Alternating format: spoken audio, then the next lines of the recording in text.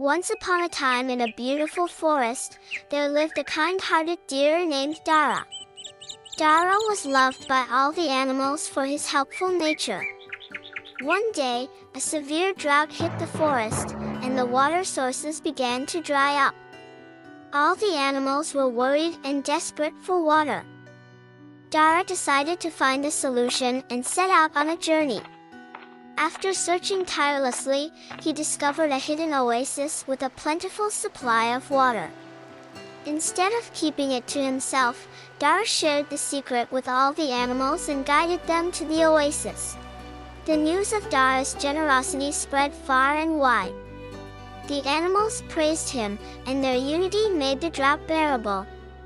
The forest learned a valuable lesson: sharing and helping others in times of need brings happiness and strength to all.